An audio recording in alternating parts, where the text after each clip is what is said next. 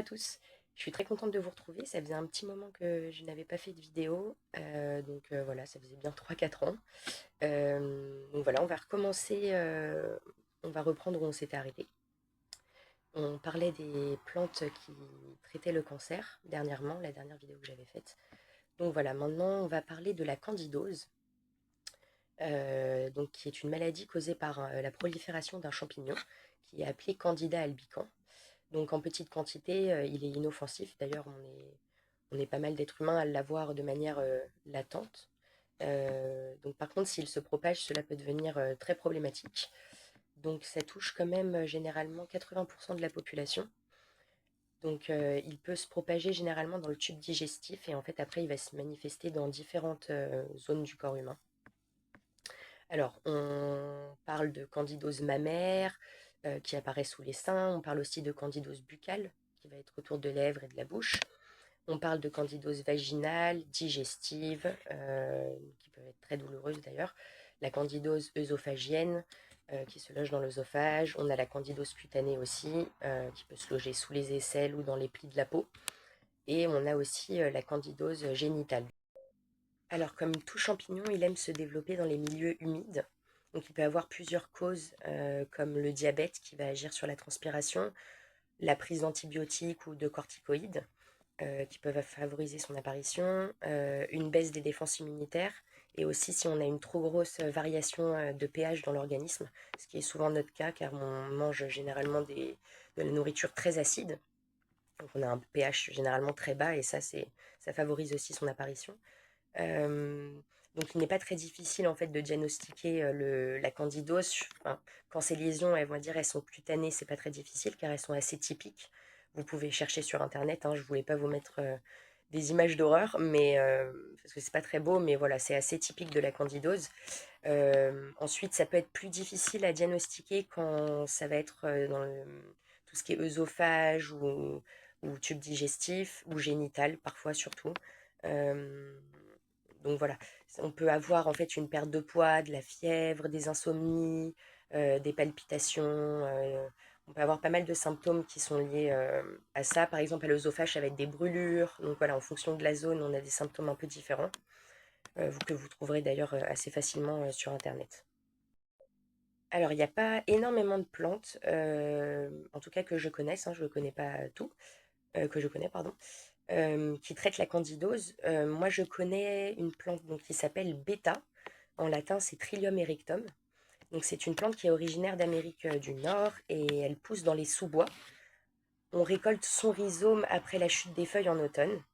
Et la partie utilisée, c'est seulement le rhizome, du coup. Alors, cette plante, elle est constituée de saponine stéroïdique, dont la trilline, d'où on lui doit son nom. Ensuite, on a des tanins, il y a de la résine, de l'huile fixe et aussi des traces d'huile essentielle. Donc voilà, il faut faire très attention, elle est contre-indiquée pour les femmes enceintes, donc, ou même en allaitement d'ailleurs. Il faut faire très attention, voilà, préférable de ne pas prendre de risques.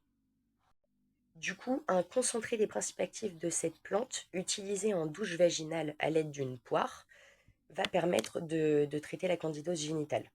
Donc, à noter aussi que l'équilibre acido-basique est très important pour ralentir, voire stopper la prolifération du champignon.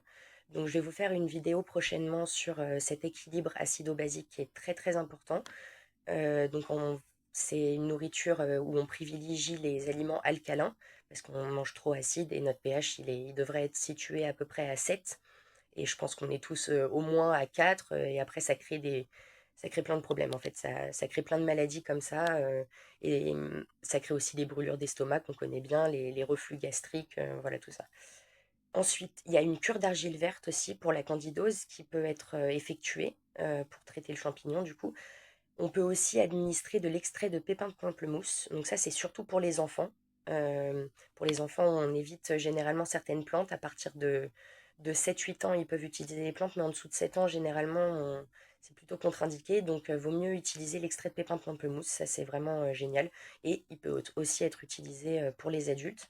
Et ce sont des choses comme l'argile verte qu'on trouve assez facilement comparé à la plante bêta qui, elle, est assez introuvable, en tout cas en concentré de principes actifs, on ne la trouve pas. Il faudrait voir peut-être en Amérique du Nord, voilà, où elle est originaire. Peut-être qu'on pourra en trouver un peu plus, mais en France, très dur de s'en procurer.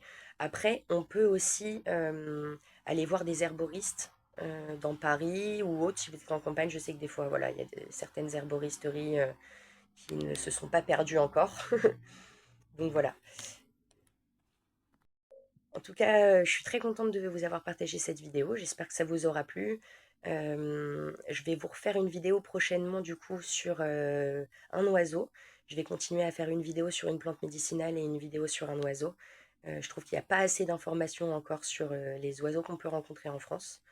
Donc voilà, je trouve ça aussi fascinant que les plantes et on les voit tous les jours. Donc voilà, c'est un peu de contenu aussi informatif.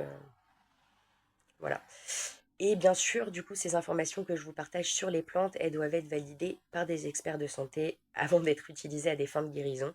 Ça, j'insiste vraiment là-dessus.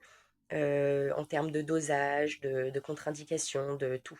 Vous devez toujours vérifier déjà les informations que je vous donne, car il ne faut pas gober toutes les informations que les gens vous donnent sur Internet. Et surtout, allez vous renseigner par vous-même, expérimenter et puis demander l'avis de vrais experts avant de vous lancer vraiment dans une cure, quoi. Voilà. Bon, bah, prenez soin de vous et à bientôt.